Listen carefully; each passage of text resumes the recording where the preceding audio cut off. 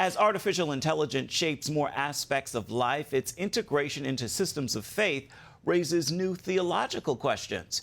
And experts say churches need to prepare. CBN's Brody investigates how AI is transforming faith-based interactions.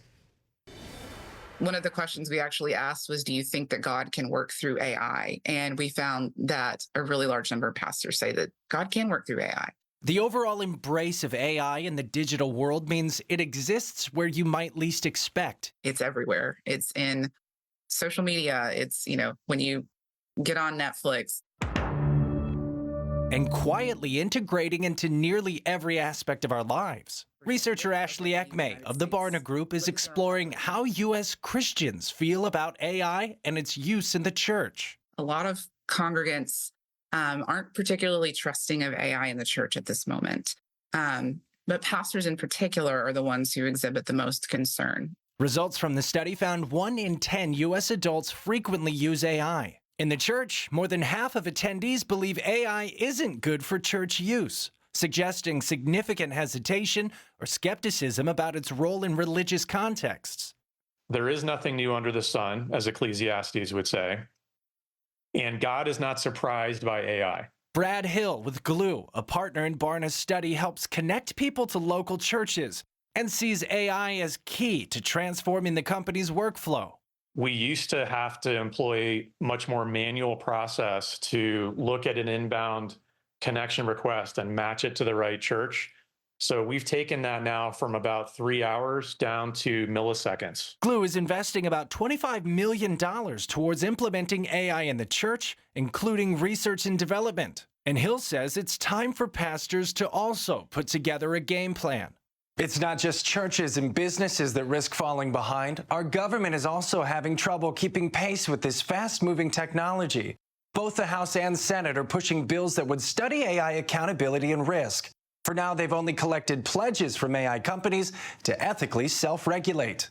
Meanwhile, the Biden administration wants $2.6 billion from Congress to pay for a program that would make the government's AI resources more broadly available to researchers. Both policymakers and these organizations are equally responsible for them. They both have to hold themselves to the highest standards. Dr. Subodh Kumar, a Temple University data scientist, sees the lack of regulation as a combination of Congress needing a better understanding of AI, while also allowing freedom for it to thrive in areas of national security and economic development. In the meantime, it's up to users to regulate and protect themselves, and most importantly, their children. The parents are oversharing kids' information. And as a user, the best way to protect us right now is that put a control on. Brody, CBN News. My favorite line in the whole report, God is not surprised by AI. Gordon?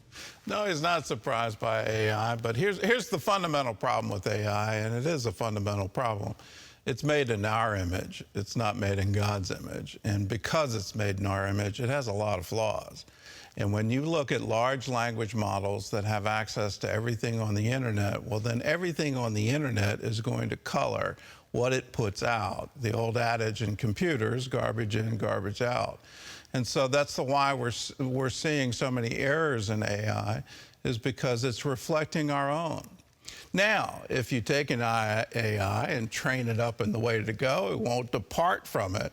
So if you limit that to just the Bible, you can have a very functional, very effective trainer in Scripture, and you can start asking that language model, because it's limited to just what's in the Bible. You can ask that, give me all the verses on love, give me all these things. I think most Christians are already doing that with Google searches. So having that as your own sort of personal Bible assistant, I think, is a wonderful thing.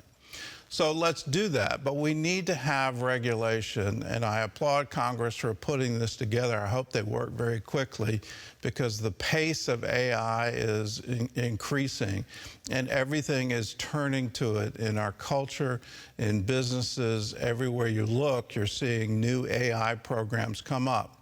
At the very least, they need to pass what's called a Blade Runner law, where the AI has to disclose that it's AI. And that makes you, as a consumer, knowledgeable as to what you're actually dealing with. You're not dealing with a person, you're dealing with an artificial construct. That needs to happen, and needs to happen very quickly. The other thing, which may take more time, is data protection for every American, and especially protection for people under the age of 18. That needs to be comprehensive. There's plenty of current law out there from the European Union and from China. It's amazing to me that China has better data protection for its citizens than we do here in the United States. So let's do this. Let's do it quickly, because AI is getting ready to invade everything we're doing.